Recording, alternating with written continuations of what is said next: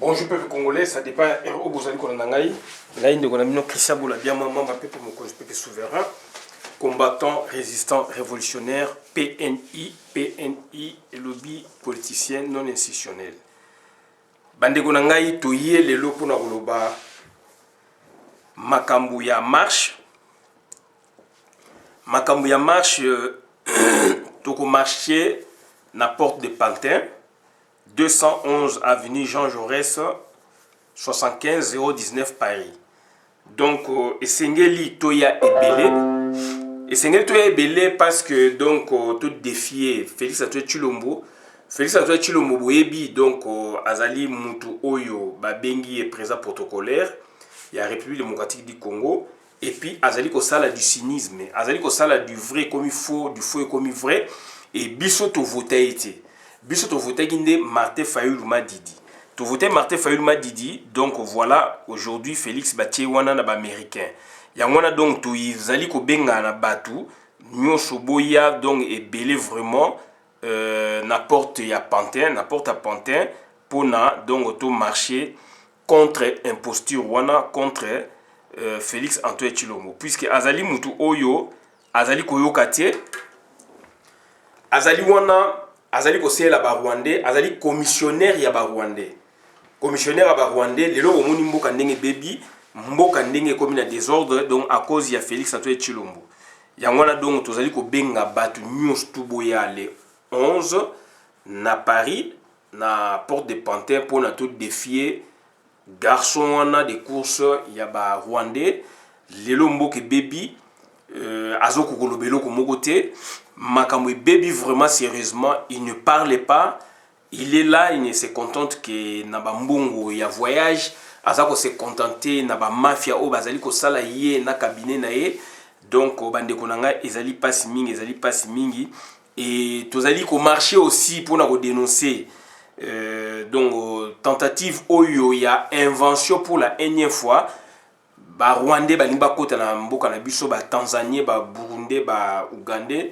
Cette fois-ci, l'accord il y a Félix Antoine Tshilombo oyo obengi mwana mboka oya bengi mwana mboka alors ateki mboka mwana mboka ateka ka mboka te mais Félix azali ko teka mboka polele mais bino bonito bengi mwana mboka to ko bengi mwana mboka te donc c'est-à-dire Félix ayi wana pona ko makongo ya ngona biso esengi to telema parce que biso nde bakolo mboka batu wana bazali bapaya bazali ko sala makambu oyo mutu na bango ezali koloba et lelo to komi na phase ya vérité lelo to komi na mokaba vérité ekweyi donc ba Rwandais wana bazane loko ko yebisa biso te puisque mokaba vérité ekweyi bazane loko moko ko yebisa biso te bandeko na ngai ba komi na suka le fait que ba komi na suka bo moni ndenge processus croyant que bango bazali ko conduire biso en définitive biso ce que to conduire bango to conduire bango yango be komi ko ba komi coincé ba komi ko ba polele ke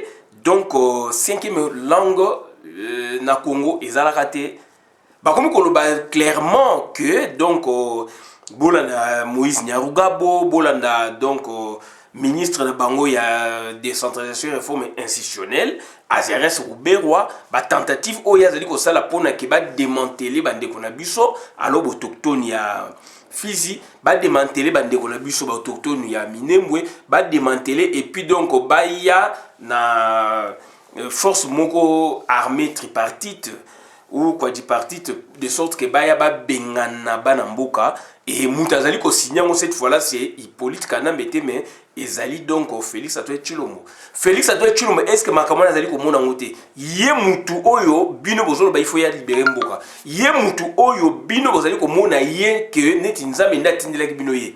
Et lelo makambu ya azali ko sala azali ko sala ba ordonnance pour na ba force wana négative rwandaise, burundaise, ougandaise donc tanzanienne, ils ont la force négative baya na Congo pour na ba détruire Congo. Comment expliquer moi na mukolo ndako aboma ndako na ye? Est-ce que wana madong est normal? Donc voilà situation tozali ko vivre na Congo. Na mboka oyo sengeli maboye donc batu bazaya ko tomboka lelo Félix déjà il faut a démissionner. Lelo Félix il faut senga excuse na nation. Lelo Félix il faut azwa mikano nde akanga batu wana. Comment expliquer makameko ko manit ba tourner contre biso et dans l'entretemps ba Rwandais ba communauté ko saisi conseil de sécurité toujours kana CCC pour na ndenge ba salaka liboso pour ba côté la bango alors que lelo ba congolais ba telemi de partout ba congolais ba telemi de partout place bango ba kosa eza susute yango moni bazali obligé ya koloba makambo polele na ndenge na bango ya ko démentir ya ko dénaturer ba fait.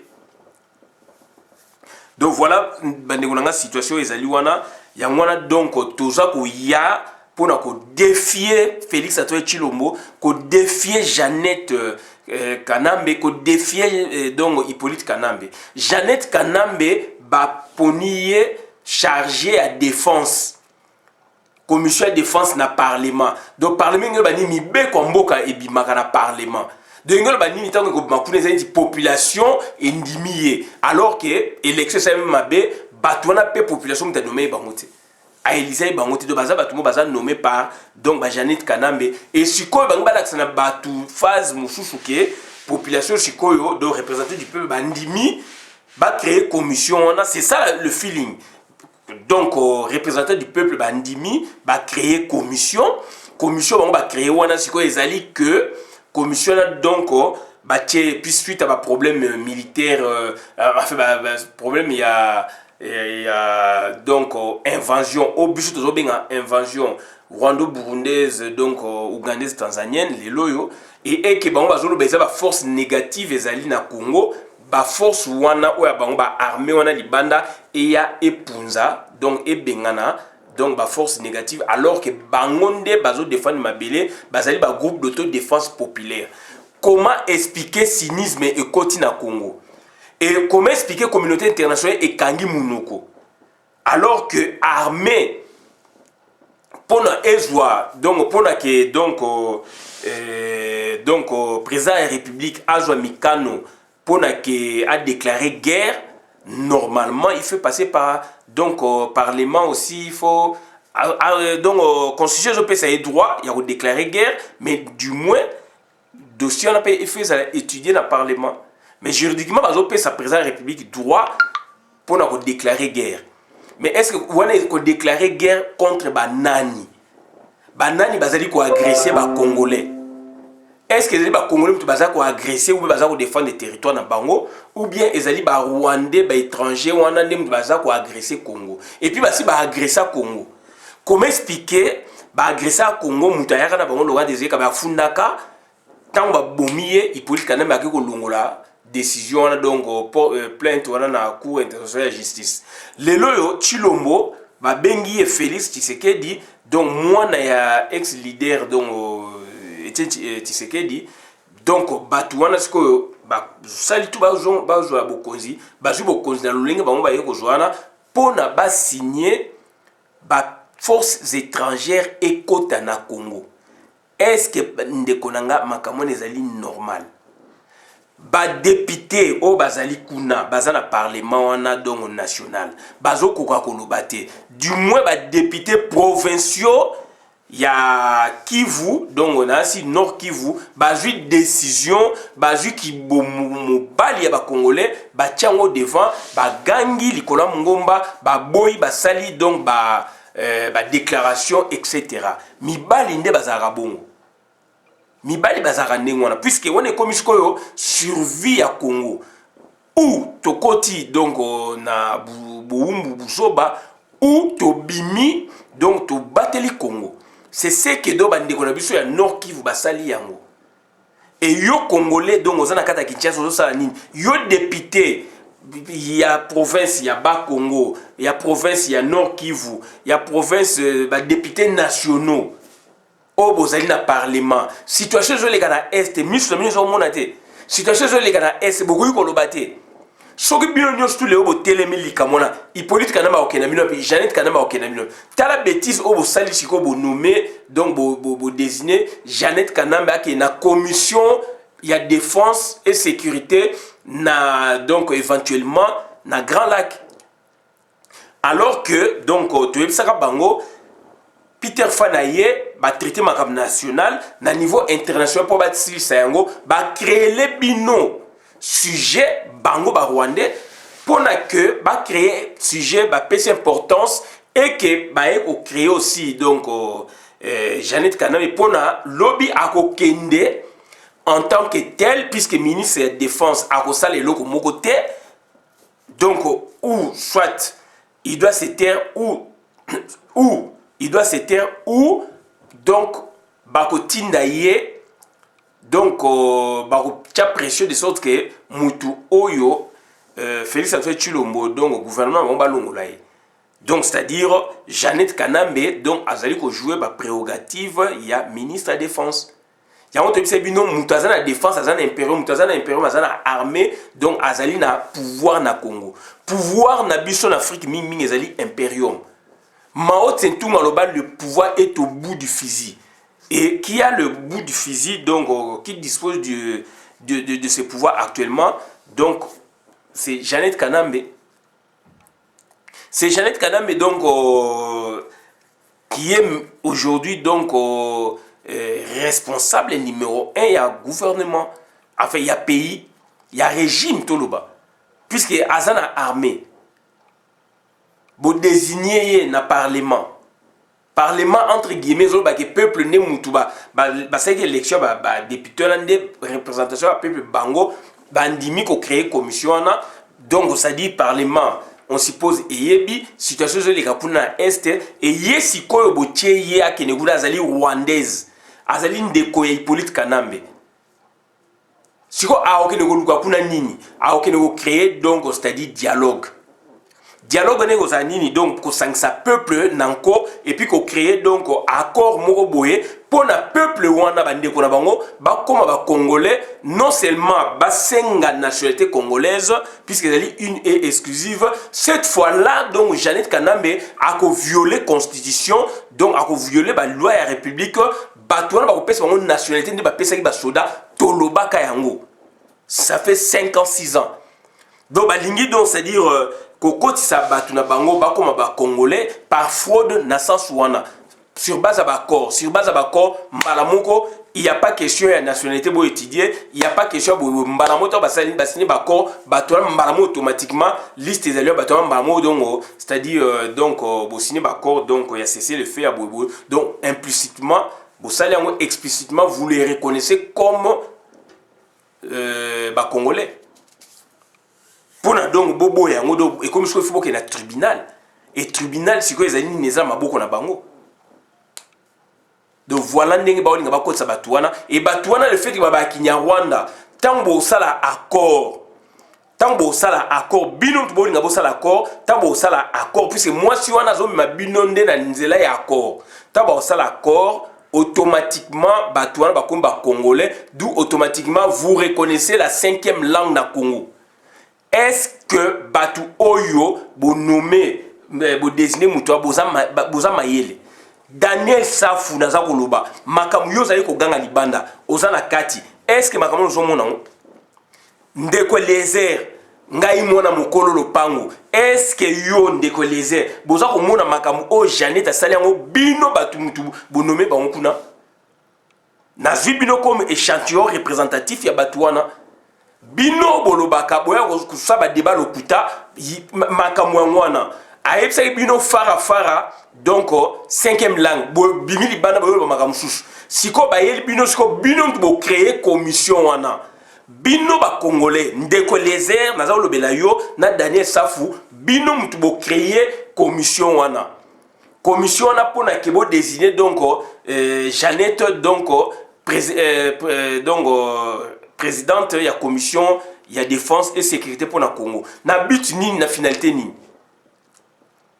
naza koloba na yo ndeko lézère naza koloba na yo Daniel Safu puisque bolobaki trop pona que soki bokosala boye nga na kontar na bino te mais nazali koloba yango puisque vous êtes ba congolais makambo ezosama na misu na bino deux actions ngoyo bolobi loko moko te mais makambo ezosama na misu na bino mais bokobima libanda bokosala ba interview ya sujet mosusu makambo ezali polele donc l'affaire est pendante là clair batu wana boyebi boza pe batu botangi boyebi feeling batu wana bazoluka bakotsa bandeko na bango na accord mbalamo pesi bango nationalité na accord mbamo Kinyarwanda koti na Congo. Est-ce que vous osez même parler à part bandeko na biso do ya gouvernement donc provincial ya Nord Kivu ba telemi likolo ngomba bino na niveau de la députation nationale. Qu'est-ce que vous faites? Qu'est-ce que vous avez dit? Qu'avez-vous fait donc comme action donc il y a qu'on repousser ou bien motion moko bobolo banakata parlement? Rien. Alors donc ça dit danger ezali na bozali côté ka Congo likolo mbongo. Daniel Safou ndeko Lézère face à Jeannette Kanambe, face à bandeko Hippolyte Kanambe, bazali wana bazoko sala makambu ya buzoba ya désordre, bozali kolbelo mutu bo komi donc inactif. Puisque bo l'accès qui batu ke bo actif, mais bozali inactif. Bozako wela ka ba pécule ba molimo bazo pesa donc ba ben pécule. Voilà, il y a une raison pour laquelle tout ça tout na marche le 11 Oyo. Les 11 Oyo, ils allaient donc na Paris, na Pantin, Mokili, na Biso Ekita, Mokili à Congo Ekita, Bana aux États-Unis, Canada, France, Angleterre, partout Bokita, tout la Kissa, na ba Kaliko, na ba flyer, tout la Kissa na monde que Mboka na Biso ils allaient occuper.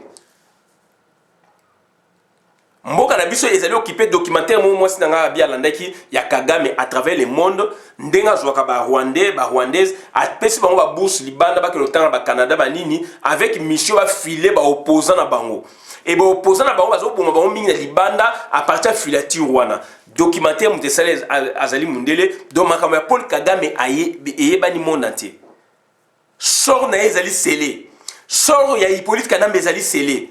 Sort ya Jeannette on ezali scellé. Sort ya Nyarugabo ezali scellé. Sort ya Nyakeru, moi si ya Félix Tshisekedi, Rwandais wana ezali scellé. Sort ya Félix Antoine Tshilombo ezali scellé. Yango na essayé de pousser sur l'accélérateur bandeko na ngai pona batu wana do bazala ma donc bazala ma coincé. Ba komi coincé. Mais comme il faut pousser pour to benga na bango. Tu sais bango que béton et bani ko céder donc na marteau piqueur ba comprenez ité ba Rwandais ba lié na bango ba ko ba polele UDPS ba on ba kuna pe ba Peter Kazadi na ba nani ba komi ko bunda ko swana de tu sais di bango na ne comité mais ezali ko koma ba donc pression ezali pression psychologique boy ezali oui Rwandais ba ko dominer bisoté oui Rwandais bisoté plus de 80 millions plus de 12 millions de Congolais na kacha capitale oui Rwandais ba ko sakana bisoté ba Rwandais ba leka biso pe na maelete makamutango komi sikobo ezali grâce na yondeko grâce na endeko grâce na biso nyonso yango yo à l'unisson to tie batu wana contre mur makamo ba bomba ki ba bimisi yango poisa et ba bimisi poisa pe nzele ezalité ba bimisi poisa pe argument ezalité tokozongisa bango na ba liste ba tribu ya Congo tokozongisa bango na limitation ba frontière na ba acte authentifié ba Belge ba carte ya kala ezali soki balobi ke bazali ba réfugié ou be bazali bazali ba réfugié ba na Congo bazali ko mona ke bazali en légalité option ezali par rapport à la convention de Genève ba comme la ACR ba luka bango pays oyo ko procurer bango paix et tranquillité publique boni ba na mboka na biso ba tie pété ba tie désordre boni baza ko imposer biso lisusu discours ba komi ko tchango contre biso membalo e ko simbate et ko simbate puisque congolais telemi et ko simbate parce que congolais alingi mboka na ye bimana libanda mo na valeur mboka na yo. Donc voilà bandeko na ngai makambo to ko yebisa bino ngwana dongo to sepeli personnellement na sepeli na ba député oyo ya Nord Kivu collectif on a moni ba sali déclaration na ko pas matin na moni ba sali déclaration ba za ko dénoncer le mal et là je vois des Congolais authentiques nazo parler là ba mélange na okaité donc ba Rwandais bazali wana mais ba o dénoncer ba ndeko na ba Rwandais ba bi ba lingi pe bazo senga dialogue dialoguer avec qui? On dialogue jamais avec les Rwandais qui nous piquent, qui nous déstabilisent, non. on ne dialogue jamais avec l'ennemi ou azali toujours ko déstabiliser. Lelo biso dans la position de force. Malgré Hippolyte Kanambe azali wana, malgré Félix Tshilombo azo makam contre son pays, tozali lelo la position de force. Puisque ma commande tellement sali usure et oumeli trop lokuta ya bato to bimisi yango poisa et oumeli parce que biso to travailler parce que yo au travailler na loba yango 7 ans 8 ans yango to travailler vraiment to bimi na ponga ba bébé ba résulter monani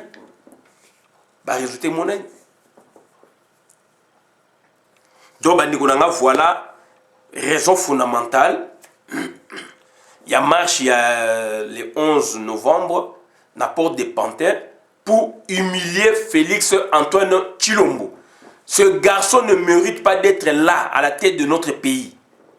Azako mérite en moté. C'est quelqu'un à message na deal, c'est quelqu'un à message na mafia et puis makam na pas le bon pour les implicitement donc a trahi intime conviction que je reconnais dans gagnant élection mais j'ai fait le deal avec Moutou Oyo à PC pouvoir. Voilà bande konangai makapo to yeka ko sabina ngwana to suki awa bona na vidéo malamu pour na compte communauté Jeannette Kanambe boche wana me akosalati. Jeannette Kanambe présence ne wana eza ko bimisa mubulu na Congo. Position bango bazui yako komisa Kinyarwanda 5e langue na Congo et ko simbate peuple akotomboka. Yango to bi opération zéro rwandais na sola Congo. Ba rwandais oyo balingi ba détruire Congo, to bi opération zéro rwandais na Congo. Muta yoke sonité ko yoka epe sonité. Do bande ko na ngai mboka na biso pone tambola, mboka na biso pone kene liboso ezali grâce na yo. Ezali grâce effort na yo na bolingo oyo lingi. Il aksami sikoyo. Bande ko o nyoso bazali ko bunga nzela tozali ko yebisa bango bozali ko sala ba grosse erreur. Le pays est occupé. Bolanda Félix Antoine Tshilombo.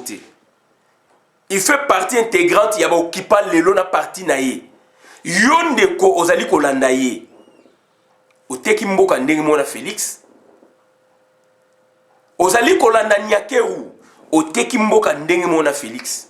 Ozali ko landa Hippolyte Kanambe. Oteki mboka ndenge mona Félix. Félix mérite donc c'est-à-dire la condamnation à mort puisqu'il sali haute trahison. Dans le pays bandibu Félix a mérité pendaison. Félix a mérité faut pas kangaye. C'est pas possible un fils du pays azali ko bunda contre pays na yemoko pona ke ba nguna bakota yazota ka munoko na libumu na ye azota nombril na ye famille na ye zombongo bazala bien et ça m'a mokini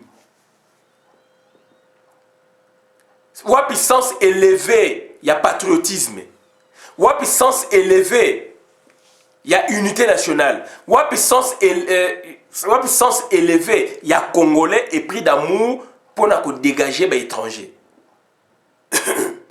Et Félix, on l'a compris, donc azali partenaire des étrangers. Yonde ko ozali na Boanya, yonde ko ozali ko comprendre ko leka Augustin Kabuya, yonde ko ozali ko comprendre ko leka Félix Antoine Tshilombo, pona nini ko landa batu wana. Ndeko ko landa kaka pona tribu ko mema wapi na kufa. Ndeko okolanda kaka pona amicalité na yo donc yo na Félix Antoine Tshilombo. Otie valeur mboka wapi. Okolanda puisque Félix Antoine Tshilombo donc vivana yana yo una leki na yo una ndeko na yo nde yo olobi lelo komi Tshisekedi. O vivara puisque yo ça qu'on préfère Félix puisque yo comme le roi domestique il y a Félix yo moi na poto. C'est ça Félix ndé donc monesco donc modèle. Yo moi na poto zaina mukanda na o awa au travail ko zali libre d'esprit. Ozali ko na Félix pour que donc c'est-à-dire donc au komi zoba nae. Ndeko telema.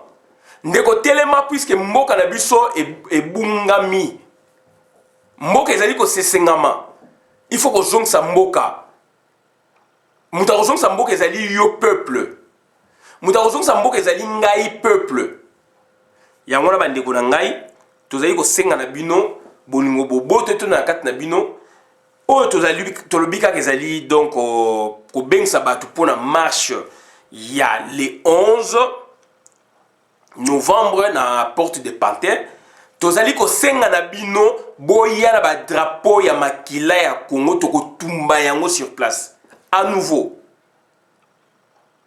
bolata ba drapeau ya Zaïre nous sommes des Zaïrois bolata ba kepi ya Zaïre nous sommes des Zaïrois Zaïrois dans la paix retrouvée il y a Père Lutumba na Père Boka bango basali ki chanson wana donc c'est des philosophes donc ba jésuites basala yi musala kitoko bango pe musala ka debu congolais lelo tozali donc landela makamwana de près nous sommes dit que dorénavant c'est fini avec le Congo. Congo ezali mboka oyo etie biso na désordre. Congo ezali mboka oyo bétranger bazali ko la nationalité na place na biso. Congo ezali mboka oyo Zoé avant ya Tanganyika kuna azali tanzanien en face eza mboka na ye d'origine rwandaise azali koloba n'importe quoi. Zoé wana ezali Congo eza Zaïre te. Zaïre ezali oyo ke batu bakoya bakovanda na mboka Zaïre bétranger oyo bako respecter mibeko na biso oyo bako yiba ba élection te. Zoé Kanambe lelo akomi kolobaka Jeannette Kanambe akomi kolobaka mais le monde est commis à l'envers na Congo et toza ko pesa batu wana tamba lobaka bato bakomi koyasko na coup de force de sorte que qui n'y a Rwanda kota et puis ba obtenir accord toyebisi bino ba député bon un exemple ya ba député Sud Kivu ya Nord Kivu ba boyi puisque eza kuna mboka na bango vraiment ba boyi intervention militaire wana yo congolais telema yo kinois telema yo député mutu ezonga na yo botala kaka mboka mbongo te mboka ezali kokende Jeannette Kanambe boko bete masasi te question na ngwana Hippolyte Kanambe boko bete masasi te Zoé Kanambe boko bete masasi te bino ba congolais bozali sur place ba militaire comme ba policier bomona ka batu wana te bazali ko loba avec arrogance bazali ko loba ko s'exprimer lokwa makambo ezali facile. Heureusement bandeko ya minembo batelemi William Yakotuma général batelemi babi non wana rebelle koti tozali ko senga renfort il faut ba congolais biso to renforcer donc groupe d'autodéfense populaire ya Yakotuma Amouri William. Il faut renforcer le soutien militaire, donc l'armement, il faut renforcer le humain, le personnel humain. Donc il faut battre, il faut kende. Il faut Congolais kende, il faut bunda. Il faut kende to bunda. Trop c'est trop. Yé, ndenga akati seleka donc akati a dépassé ligne rouge. Jeannette Kanambe hier a que 5e langue a insinué qui a précisé bien mais on l'avait comprise. Aujourd'hui, la commission de défense pour les mêmes finalités. Donc, c'est-à-dire, Makam Oyazoko Luka, Akomuna Yango. Guerre, il faut bimato bengana batouana. Guerre, eko bima, il faut to bengana batouana. Il faut to récupérer Mboka na biso. Bandeko nanga, on a été au website de Suki Awa, Yangwana toujours senga na batu. Les 11, papa, maman, koko, mwana, boya na porte de Pantin. Biso tozali ko bunda po na Congo. Tozali ko bunda po na ekolo. Boya bo rejoindre biso na porte de Pantin. tozali kobunda mpona mutu te tobunda mpona mabele soki ozangi mabele okomi esclave yango biso tozali kobunda mpona mabele boya donc massivement bana baleki bakoko bapapa bamama boya massivement donc les 11 samedi oyo boya massivement donc bandeko na ngai ezali esengo mingi ya komona déjà ndenge bokoya massivement mpona komarche kolakisa bapaya que mboka na biso ezali na occupation rwandaise burundaise ougandaise tanzanienne et bongo yo ndeko ozali kolanda donc Félix Antoine Tshilombo okoya siko na biso okoya kolobela biso discours nini okoya siko donc okosepelisa peuple na yo na scénario zo kosala ou bien okoya pona donc obenga na ba Rwandais ou ozali wana pona kobenga na ba Rwandais ou kosepelisa ba Rwandais batikana na Congo. C'est ça la question. Voilà bandeko nanga o toyeka ko bisa bino ngwana to suki awa ba groupe news tour donc il y a diaspora tout travailler d'arrache-pied tout travailler vraiment avec énergie avec amour puisque biso ba tout oza ko défendre le Congo.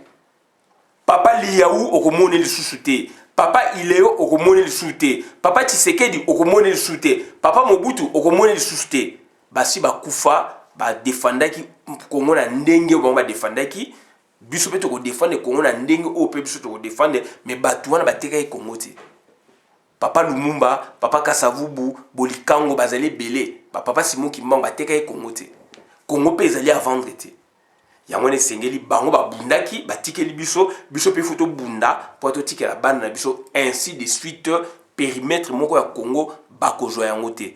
Et lobi pasteur Ekofo soki bino ba voisin bozwi mabele ya Congo lelo bana na biso lobi bakobotolaka yango. Est-ce que profession c'est salami to ezali ko salama oto yaka ko bangwa to soki abona na vidéo madame na compte la communauté ngai Christian Bola biama mamba peuple mokozo peuple souverain na bi merci.